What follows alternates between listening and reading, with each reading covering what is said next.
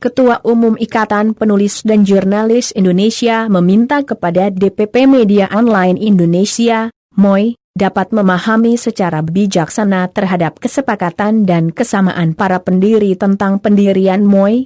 MOI didirikan atas dua hal itu, tandas Lasman saat dihubungi awak media pada tanggal 30 Oktober 2020. Lasman menyebut kesepakatan dan kesamaan itu meliputi MOI hanya mengurus tata kelola media yang anggotanya hanya pemimpin redaksi, PR, pemimpin perusahaan, PP, maupun pemimpin umum, PU. Sementara para wartawan MOI masuk dalam Perkumpulan Wartawan Online Independen Nusantara, PWOIN, sesuai kesepakatan para pendiri termasuk Rudi Semiring Ketua Umum MOI saat dipilih untuk menahkodai MOI. Ketika itu gonjang-ganjing Ikatan Media Online IMO dinonfungsikan dan berganti nama MOI. Artinya Ketua Umum MOI Rudi Semiring wajib dihidupkan memorinya jungatannya pada saat IMO berganti seragam menjadi MOI, ucap Ferry menimpali dengan nada kesal saat masa lalu IMO dikuburnya. Sejarah itu masa lalu jangan terulang kembali. Kedua organisasi itu dibidani dan didirikan oleh para pengurus IPJI. Kendati tidak tercantum dalam anggaran dasar maupun rumah tangga, keberadaan MOI dan PWOI Nusantara tidak bisa dipisahkan dengan Ikatan Penulis Jurnalis Indonesia sebagai inisiator organisasi MOI, tegas Lasman.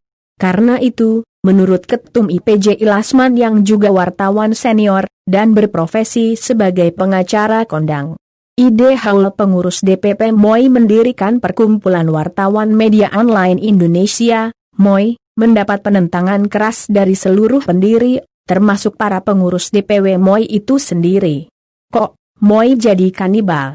Itu sangat tidak etis, tandas Lasman, terutama pendirian itu tidak dikomunikasikan ke pendiri.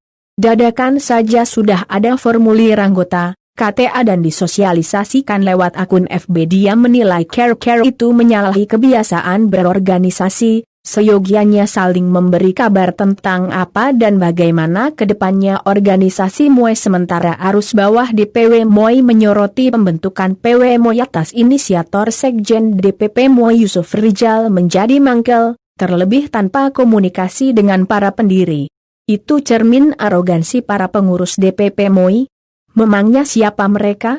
Para pembesar atau tokoh pers yang dikagumi macam Rosihan Anwar, ungkap pengurus DPW turut gusar. Dari DPW Jawa Tengah, DKI dan Sulawesi Tengah sepakat pendirian PWMOI itu sah-sah saja dalam perspektif konstitusi Undang-Undang RI, cuma mereka juga harus paham komitmen para pendiri saat MOI didirikan, termasuk Rudi Semiring selaku Ketua Umum DPP MOI dan juga salah satu pengurus DPP IPJI, jadi tidak bisa dilihat hitam putih. Ada komitmen pendiri yang tidak bisa diabaikan, jelas Prayogie, Ketua MOI DKI. Yogie setuju dengan usulan dari DPW MOI Jateng, lebih elok dan elegan jika PW MOI tidak perlu dibentuk sebagai organisasi sayap MOI. Kan sudah ada perkumpulan wartawannya diwadahi organisasi PWOIN yang juga sama-sama dibidani oleh IPJI, maka Sekjen Yusuf Rizal dan Ketua Harian DPP MOI harus mengundurkan diri dari organisasi MOI. Terserah mereka mau buat organisasi wartawan apapun mereknya, termasuk organisasi tetangga wartawan online, kita tidak larang, jelas Didik Metana, seniornya pers juga pengurus IPJI. Bahkan, para DPW MOI sepakat jika haul mendirikan PW MOI, atau apapun namanya terus berlanjut, mereka minta agar secepatnya digelar Munas luar biasa untuk memaksa mereka keluar dari pengurus organisasi MOI. Alasannya, dalam anggaran dasar MOI sendiri melarang jabatan rangkap. Sekjen DPP MOI Yusuf Rizal mempunyai jabatan borongan, seperti MOI, PW MOI dan Partai Parsindo. Anehnya Ketua Umum MOI Rudi Semiring seperti layaknya kerbau dicucuk hidungnya oleh Sekjen DPP MOI, tegas Binsar Siagian yang juga salah satu pengurus DPP MOI. Munaslup itu akan kita gelar secara virtual karena sekarang pandemi corona, tambahnya, menyebut Munaslup itu sekaligus membahas surat pengunduran diri Ketua Dewan Pengawas DPP MOI, Taufik Rahman SH, SSOS. Ferry Rusyono, Ketua Umum DPP PWOI Nusantara, mengaku tidak terlalu kaget dengan pendirian PWMOI asal di luar DPP MOI dan tidak memakai nama besar organisasi MOI. Itu terlihat saat mereka menggelar webinar dengan materi lebih banyak soal jurnalis. Kan mereka itu urus perusahaan media, kok jadi urus jurnalis, apa tidak mampu, jelas Ferry Rusyono. Ternyata dugaannya tidak meleset. Mereka memproklamirkan pendirian PWMOI secara diam-diam, artinya secara langsung akan memboikot PWOI Nusantara yang para jurnalisnya banyak yang tergabung di MOI ini. Tidak dapat saya biarkan, tegas Ferry secara pribadi lewat WA. Saya sudah minta kepada Sekretaris DPP MOI Yusuf Rijal dan Rudi Semiring, Ketua Umum DPP MOI, untuk menghentikan ide nakal tersebut.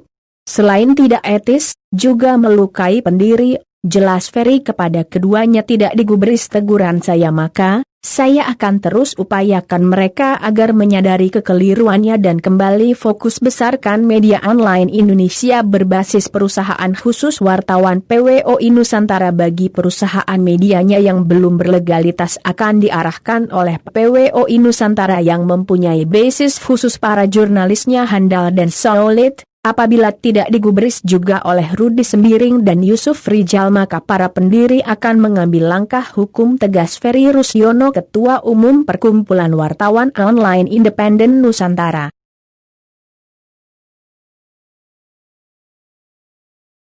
Dulu baru buka. Ya, baru pegang kertasnya. Baru pindahin kertas satu. Nah, lembar kedua.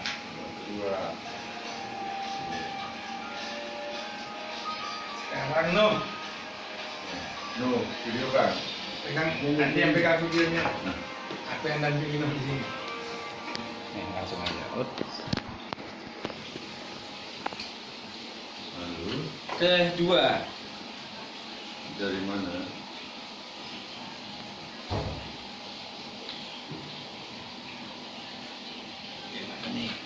Nih. Bukan. Saya bapak. Saya bapak. Saya apa?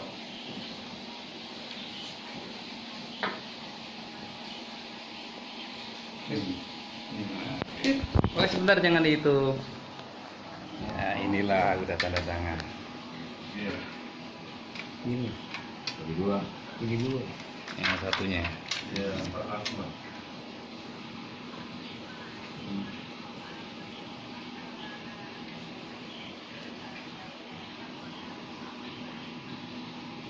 Ya, saya merencana mau